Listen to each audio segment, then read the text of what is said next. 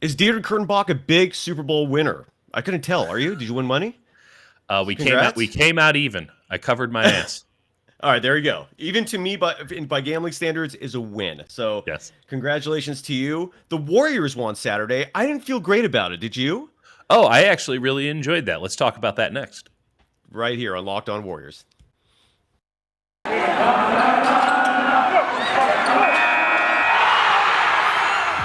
are Locked On Warriors, your daily Golden State Warriors podcast. Part of the Locked On Podcast Network, your team every day.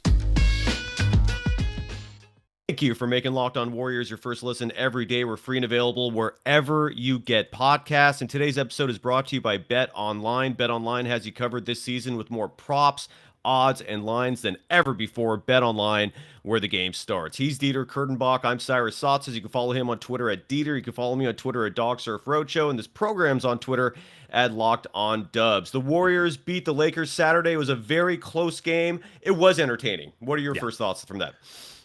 Listen, I've been viewing since they lost those back-to-back games. I've sort of viewed the way the Warriors are playing in a different light, and maybe this is just homerism. I don't know, but my thought is basically this is a team that's tired. This is a team that wants to get to the All-Star break. This is a team that misses its heart and soul in Draymond Green, who would. Well, actually, who's to say? But there's at least a possibility that he would have the team ready to rumble for that contest. With just like let's play some with some pride. It was just easy to fall into the lulls, and we saw that in that game against the Lakers. And I was impressed with how they fought out of it. I mean that was a game that, given the way the Lakers were, making shots late, getting to the basket whenever they wanted, kind of the typical stuff that we talk about, the Warriors could have just cashed it in and said, "I guess we've lost 3 in a row." And Klay Thompson made a bunch of threes, and I thought the Warriors showed some real grit and fight. And listen, it helps when LeBron wants to trick away the game. It helps when Russell Westbrook doesn't see a wide open dude under the basket. Not saying that it's a high quality opponent or a high quality win, but I think there's probably just a little bit more good to take from that game than the bad, though plenty of both. Yeah, I mean, the Lakers, look, here's the reason why I was a little frustrated, is that the Lakers are just not a good team. I mean, we both agree on that. Totally true. I mean, and that's not just us being like, "Oh, Lakers stink." No, like they're ass. They're bad. They are. And I guess I just, to me, the Warriors should have won that game. They should have covered the spread. They should have won by 10, 15 points. I mean, Klay's heroics were incredible. Kudos to the captain. Thank you, Jackie Moon. But it just made me realize, I'm like, Bob Myers, like, why are you putting the Warriors in this position where they're getting crushed constantly, night after night? I mean, I'm hearing the frustration from you now. I'm hearing the frustration from everywhere. Like, you're still patient with them? Do you think at what point should the Warriors make a move here? Like, maybe when they're not 41 and 15, like they're fine. 42 and 15, eh? Whatever. Yeah. I mean, they're fine. Let me know when Draymond Green comes back if this is a problem. Now, no, I know. I'm not like this roster is not built for dramatic takeover. Belly was good on Saturday. Yeah, he was. He was good. Damian Lee wasn't. We're going to constantly do that back and forth thing where Damian Lee is asked, then Belly is asked. Because guess what? They're guys on minimum contracts. They're not supposed to be Otto Porter and really good every night. And by the way, Otto Porter doesn't play every night, nor does I don't know where Andre Iguodala is. Like, these are the sacrifices you make when you fill out your roster with minimum value contracts. The same way the Nets are like, "Oh, we thought Blake Griffin would be better." Why? Why did you think that would be the case? So I'm just not concerned about it. I'm just like, yes. Is it clearly an issue on a day-to-day basis? No one's arguing it's not. They're getting their asses kicked on the inside. Full stop. Thank goodness Anthony Beta Davis is out there, not willing to take advantage. Like, otherwise they would have had a bigger problem. They're going to have a problem against the Clippers tonight with Zubac if he's playing. Here's the problem. I actually don't know who's playing and who's not in any NBA game anymore. And so it's very difficult to make analysis and points when you don't know who's in and who's out. I presume Nikola Jokic, because he better be, is going to play on Wednesday. Oh, that's going to be quite something. But ultimately, this is a team that was built to be small. And here's the formula. here's how you sleep well at night, knowing that the Warriors are not just going to add a DeAndre Ayton on the buyout market or some nonsense like that, because no one's trading for a Damian Lee, or no one was trading for a Damian Lee or a Nemanja Bjelica, and no one has. I guess there's maybe like 2 guys who are on low value contracts that could have been traded for. They all cost multiple first round picks, which the Warriors would be stupid to do as well, because they got the multiple timeline things going. And by the way, again, what is it, 42 and 15, working out pretty well. It is working out pretty well. I see great. I just want to say, here's the formula here. You ready for this? Yeah. If you're going to get rocked on the inside, wild concept, make a bunch of threes. Just, it's very highbrow with basketball. I'm totally with you on that. You're right. I mean, this is the second best team in the NBA. It was interesting, by the way, Steve Kerr acknowledging that the chase for the number 1 seed is no longer a realistic possibility. Even he admits that, and that's fine, given they're 4.5 games behind the Suns, I believe. But I just look, this is a team that has a very strong possibility of winning the World Championship. My concern right now is you're jeopardizing that by putting these smaller players in these positions. I don't like the wear and tear. Like Bjelica missed 3 weeks. I don't like our young budding megastar Jonathan Kuminga. Did you hear Jeff Van Gundy practically having an orgasm talking about Kuminga? I was riveted at that. My Warrior fandom was blowing up at that. Secondary to only mine, apparently. I thought that I was like crazy. I mean, Jonathan Kuminga, he's next level, and there's not really anything to poke a hole in his game with right now. They're absolutely right, and I just want them to be fresh. I guess I am scarred by the memories of 2015, 2016, when the Warriors pursued that all-time wins record. Players now and previously have admitted multiple times. Leandro Barbosa admitted to me directly that played a part in them being exhausted when the NBA Finals came. The postseason is so rigorous. It's much longer than people seem to remember. I mean, it's a 2+ month long process where you're literally fighting every game. Every possession counts at that point. And I just want them to be fresh. And I don't want Draymond. I don't want Bjelica. I don't know if Wiseman can contribute. We can talk about that perhaps, because some people say like it's too late for him to come into this point to contribute valuable minutes in the playoffs. I don't know if I agree with that. But what do you think about that, by the way? Yeah, do you think Wiseman, let's say he comes back after the All-Star break, we're continuing to get encouraging news about him. He's doing 3-on-3s. That's increased. He hasn't gone to 5-on-5 yet. I believe that's the last step before they could actually think about greenlighting him to play. Is for him to play in the playoffs? What do you think? Is he 7 feet tall? 7'1", I believe. Does he have 6 fouls when he enters a game? No, he's 0. No, when he enters a game, he's allowed 6 fouls, right? Before Correct. They throw him out. Correct. That he can play in the playoffs for the Golden State Warriors. I'm not really sure what deeper analysis you need. Like, I'm with you. Is he a human being who can stand under the hoop and every now and again get it? Sounds good. I am with you. I'm totally with you on that. And especially, I think a lot of it depends on the first round opponent. Like if they end up getting the Timberwolves or even better, some playing like the Pelicans, I think you could play them some meaningful minutes in the first round and get them valuable experience right then and there. I know I'm totally with you on that, but a lot of people think it's like too late. It's crazy. What? Yeah, there's a lot of people out there that say, well, if you bring him back now, he's not going to gain the experience because he's only played 20 some odd games in his entire career. I don't buy that. I think I guess they should send him to the G League then. Like, what the hell are people talking about? There's a whole month of the season. By the way, I don't know if you have one right by you, but like I have the Warriors, I have the Niners schedule, which I should probably take down. But I have a bulletin board with just printed out schedules on them. I love that. That's old school. I respect it. I have to look at it every now and again, and instead of opening up a calendar app and clicking 4 times, I literally turn my head left. That's I figured a baseline thing. And especially when I do podcasts and stuff, it's a very vitally, I do radio, it's a vitally important piece of information to have available. When we do KMBR, we have a Giants schedule that is as wide as the wall I'm staring at right now. I mean, it covers everything, and it's like, oh, wow, I guess they really are playing the Rockies on that day. But I'm looking at the schedule here. Okay, 2 more games. As we talk here on Monday morning. Got the Clippers tonight. You got Denver on Wednesday. 3 days off, All-Star game. 3 days off, Portland. 2 days off, Dallas. Then we get into March. And March is a bear.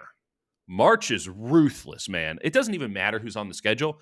There's just a ton of games. Now, there's 2 back-to-backs there later on in the month, but you're going...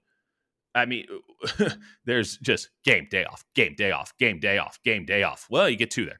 Game, day off, game, day off, game, day off. You get Milwaukee, you get the Lakers again, you get the Clippers again, you get Denver again, you get Boston, who's the hottest team in the NBA right now. Orlando, Miami, you get to do the Florida back-to-back. So congratulations, you get to go to the Southwest, and you get to do what? 1, 2, 3, 4, 5 games in 7 nights.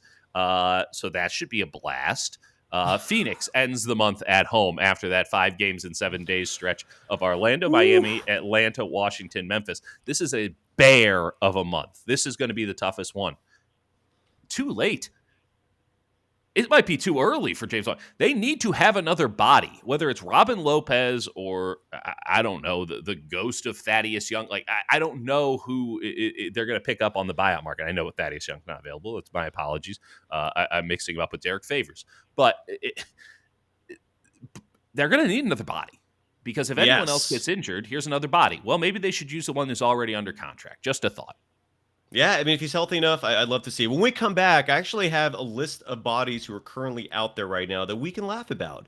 But in theory, the Warriors could pick up, but they're not going to. But nonetheless, you can add somebody alongside James Wiseman. No one's prohibiting that as well. You have to get rid of somebody, and there's another prospective free agent out there we got to talk about too, who the Warriors reportedly are interested in. He's not a big, but he is fascinating. But first, let's talk about those delicious Built bars, man. These protein bars, I'm still waiting for my shipment. You rave about them. When's the last time you had one? Do you have one in stock right now? Like, do you still eat them? I still eat them. They're still a What's your favorite these days? Right? Yeah, exactly. It's cookies and cream. It's always going to be cookies and cream. You can't go wrong with cookies and cream. No, you can't. So you haven't tried yet the puffs, I'm guessing. So these are the new ones. Haven't seen them in a while.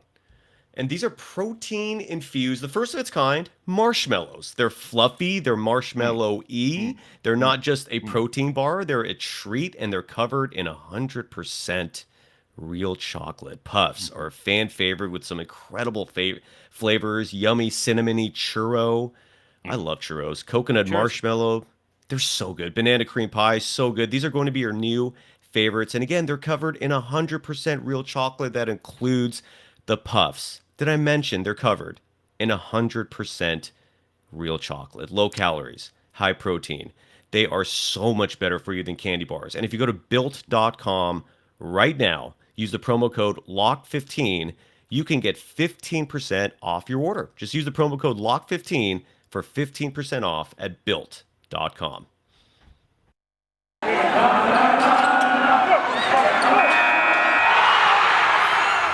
You are Locked On Warriors, your daily Golden State Warriors podcast. Part of the Locked On Podcast Network, your team every day. Thank you for making Locked On Warriors your first listen. For your next listen, check out the Locked On Now podcast, nightly recaps of every NBA game with analysis from our local experts. It's free and available wherever you get podcasts. He's Dieter Kurtenbach. I'm Cyrus Saatsaz.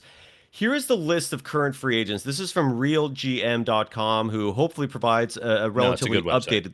Yeah, I agree, and I'm hoping again this is updated. I think it is. So I'm going to give you some names of free agents who the Warriors can sign today. You're just talking dudes on the street. Dudes on the street that the Warriors have to cut a player, but they can literally pick these dudes up. And some of these names are fascinating, like Anderson for Varejao. What? Nope. Hell no. Cody Zeller maybe available. He might be injured. I don't know anything. Yeah, I get the Zellers in it's a tall white guy. I don't know. So here's one that I actually do take a pause at. Jahlil Okafor. Why? He's never been able to do anything in the NBA. Fair enough. I always hear what his downfall was that he was an old school player in a new school system or a new school game. Whatever that means, but I just feel like Then the year 2020 came around and he was still not worthy. Cody Zeller would be might be a pretty good option, except for the fact that he needs surgery on his right knee. So okay, so this isn't taking into account players who have injury concerns. I think Myers Leonard is on here, but I believe he has an injury as well. Yeah, they have to deal with. Thon Maker sounded fascinating. I don't know what his injury status is. Such a shame Marc Gasol doesn't want to come back to the NBA. I feel like he would be perfect, but yeah, well, he's making a ton of money in Barcelona. Yeah. What is that from Seinfeld? The That's how they say Barcelona, man. What do you want me to say? Taco Fall is out there incredibly. It's the 7'6" monster of a human being. Yeah. And last but not, I know he doesn't really excite me either. And last but not least on this list, is this like Aaron a list Baines. of like Aaron Baines? Well, Aaron Baines, and I think he's hurt too. He's recovering from some crazy freak injury. I don't know if you heard about that. Yeah, no, I read the great article about that. I think it was for ESPN. Sorry for not remembering who wrote it. Aaron Baines ain't playing. He ain't leaving Australia. He ain't playing. And then you mentioned Derek Favors as a potential buyout. Do you think that's a possibility? Well, I would love him. He plays for the Oklahoma City Thunder, and he's not under the age of 24, so it feels like a real possibility to me, Cyrus. Heck not gonna yeah. lie. The question is if Robin Lopez and Derek Favors are available, who would you rather have? Probably Lopez. Really? He seems just like like somebody who would fit. I don't know much about Derek Favors personally. I do know Robin Lopez is not somebody who could disrupt a locker room. I've never heard that about Favors either. So Favors is a class guy. I mean, I get the Lopez thing. He's a lot. So in like a fun, quirky way. Yeah, exactly. Favors is the better player, so I'd prefer Favors. He's the better player. Look, no argument for me. I would be very happy with him. I don't think both of those options would be. I don't think both of those options will be available. I think only one of them will. I don't know which one, but like the Warriors aren't going to have the kind of luck where both of those guys get bought out. So, yeah, and Favors might be viewed by the Thunder as this valuable piece to teach the youngins. I don't know, but that veteran if he becomes who available, he has to be number one on the list, in my opinion. And then another buyout candidate we've talked about a lot is Tristan Thompson, and the only question there is whether or not him and Draymond would jive. But all indications are he wants guys, right? They're both. That is true. Yeah, that is true. That Clutch thing. We have so many topics for the offseason to talk about. Clutch is certainly one of them. One player that became available recently that his downfall is fascinating to me because it wasn't that long ago he was sought after. He was a player who was getting big deals, and that's Mr. Freedom, formerly Enes Kanter, who's now I believe Enes Freedom. Yeah. I did a poll on the Locked On Dubs account on Twitter. You can follow it at Locked On Dubs. It's their show website. 3/4 of Dub Nation doesn't want him. I can understand it. He's ass. But it wasn't that long ago. He was like a legit rebounder / inside scorer. Like, what happened to this guy? Yeah, you're right. No one wants him now. Is it just age? I mean, you know what? Actually, I don't know what happened. I don't know why he turned to ass, but he turned to ass, and he did. Now, let's be fair. He was always giving up everything that he got, but like, he was a weird kind of player where you could use him as the anchor of a second unit. Yes. And you're like, oh, we'll hold our head above water. I mean, I'm pretty sure that the Blazers did that like 3 or 4 different times with him. I know the Celtics, I think, did it twice with him. Like, is he on the Blazers? He was on the Blazers and other teams at the same time. It felt like, but he has been full ass all year. It's been really ugly to watch. He can't defend anyone worth a lick. We knew that already, and now he just can't score any. So, and if he can't do score anymore, then forget it. He's always been known as a fantastic low post scorer. No, he was and like rebounder. one of the most efficient scoring players in the NBA. Like his 36-minute ratings were like off the charts, and rebounding was always ace. I don't know. I honestly don't. Yeah, it's weird. But, it's weird. I don't think the Warriors should find out. Well, when we come back, we're going to talk about a free agent who's out there who I believe is a former All-Star, if I'm not mistaken. Don't quote me on that, but I think he is. And the Warriors are one of the teams pursuing him, and he's interested. And we'll talk about it when we come back. But first, let's website that broke Dieter even in the Super Bowl, which oftentimes is a win, and that is BetOnline. Football might be over for this season, but basketball is now full steam in both the pro and college hoops levels. From all the latest odds, totals, player performance props to where the next fired coach is going to land, BetOnline.net is the #1 spot for all your sports betting needs. BetOnline remains the best spot for all of your sports scores, podcasts, and news this season. They have podcasts too. That's weird. And it's not just basketball. BetOnline.net is your source for hockey, boxing, and UFC odds, right to the Olympic coverage and information. Head to the website today or use your mobile device to learn more about the trends in action. BetOnline.net, where the game starts.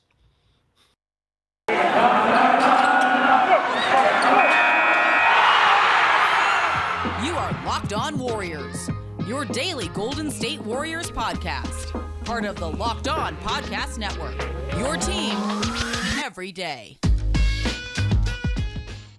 Thank you for making Locked On Warriors your first listen every day. We're free and available wherever you get podcasts. Dieter Kurtenbach is his name. You can follow him on Twitter at Dieter. I'm Cyrus Saatsaz. Follow me at Dog Surf Roadshow. And the name in question that the Waj bomb, Adrian Wojnarowski, recently dropped this, and that is Goran Dragic. Dragic. How do you pronounce that last name? This has been an incredible couple of seconds of pronunciations here. Goran. Yeah, how do you nail that? I'm actually struggling Goran here. Dragic. Dragic. So, do you want him? Meh. He's an upgrade from Damian Lee, is he not? Yeah. Okay. I think he's a pretty significant upgrade. I mean, that's the only name that seems to make sense. Well, first of all, if the Warriors do grab him, and I know the Bucks are reportedly aggressively pursuing him. I bet. Yeah, who do you cut? I mean, I surveyed Dub Nation on our Twitter account. Again, it's at Locked On Dubs. Yeah, Lee was the vote getter. 37% of Dub Nation doesn't want him. But what about JTA? You'd rather cut Lee over JTA or Belly? Yeah, JTA can play more positions. I mean, you're doing a like for a like. You literally just gave away the answer, which is he's better than Damian Lee. So I'm just throwing other stuff out there for the podcast. No, I get it. I'm just saying, like, but like that's the question. It's a like for a like. It's the same way that if you were to bring in a center, you'd cut Belly, because it's like, well, what do we need you here for? You could say the same thing with JTA. I think that there's a fair analysis to be had there. I think that JTA provides more versatility and can fit more roles. So you can play him as a backup 5. You can play him as a 3. He certainly fits the system. Belly with the injuries, there's, that's of concern. And Damian Lee can't seem to put games together. He can put a game together, but not games. So listen, correct. Dragic is a veteran. He's old. I think that folks who are in on Dragic as a really viable option, and it's not to say he's not a very good player, though we haven't seen it in a minute. Does this team need more playmaking? And I actually don't, in particularly with the second unit. He's not closing games. So the question then is he a better option than Jordan Poole? Because you're now moving Jordan Poole off ball, which is fine. Some people might think that that's the way to go. I just like where Jordan Poole's at right now, and I don't see a reason to really mix things up in that regard. I can totally. I don't think inherently that it's not a good move. I'm not sure it's worth the effort, and for Joe Lacob and company, I'm not sure it's worth the money, because you got to pay the guy you're cutting and the new guy you're signing, and all of that's coming with a 6x multiplier. So. Yep. I just don't feel that upgrade is that significant. Now, Derek Favors for Bielitsa, that feels like a significant upgrade. Now, I might just be overstating that because we're all so horny for a big man at this juncture. But I think it is. I do think it's significant. I've always loved Derek Favors, man. He's a fantastic big. He's a really good player. I mean, if Ed Davis was around, that would be the ultimate option of big men white guys love. But I just don't. I haven't watched any of these games and thought to myself, man, this team could use a Goran Dragic. I'm with you. I'm glad you brought that up because it surprised me when I first heard that, because that's not the name I was thinking in terms of needs for Warriors. I will say this. I think he would upgrade that second unit. I'm not opposed to him and Jordan Poole in the backcourt together. I think part of the appeal for him, from my perspective, which I haven't heard much, is at the end of this season, and that's one show we're going to have to talk about, or one show we're going to have to focus on at some point, is the long-term plans for this Warriors team, because they have a lot of free agents after this year. And part of me wonders if by adding a player like Dragic, Jesus Christ, I'm struggling. Just say Dragic. Just say Goran. I'll say Goran. Goran. So part of the appeal with Goran is maybe he's someone who stays after this year. In case, let's say Otto Porter Jr. decides he's got to bounce and he's got a big money deal somewhere that the Warriors just can't match. Maybe Goran is there as a backup plan. That's a part of the appeal I see with him. But at the same time, you're right. It's weird. It's not like they need him. Anyways, but he's out there. It'd be nice. But the other thing, too, is, I mean, he's not he's a good three-point shooter. I don't know if he's that great as a catch-and-shoot guy. He's more of an on-ball, move the ball, get it, and then, hey, end of the shot clock, he's open for three, take the shot. He's not a bad three-point shooter at all. 36% in his career. He's been pretty much around that range over the last couple. I don't know if I want him in the corner though. And No, that's I kind don't of see that. if you're replacing Damian Lee, that's sort of the role. So you have to think, can this guy do what Damian Lee does when we put him in better than Damian Lee? Which maybe. But if you're doing like for like, you have to actually understand what it is that Damian Lee is and what he provides. And then you have to replace that and then hope you're getting something on top of it, which is the argument you make for like Bielitsa. Like he's not really giving you the 3-point shot that much anymore. It doesn't provide much. He's not there every night. And so you're like, well, does Derek Favors provide, better rebounding and possible scoring? Yes. Does he provide better defense? Well, you can't divide by 0, so yes. And does he provide a better 3-point shot? No, because he doesn't have one.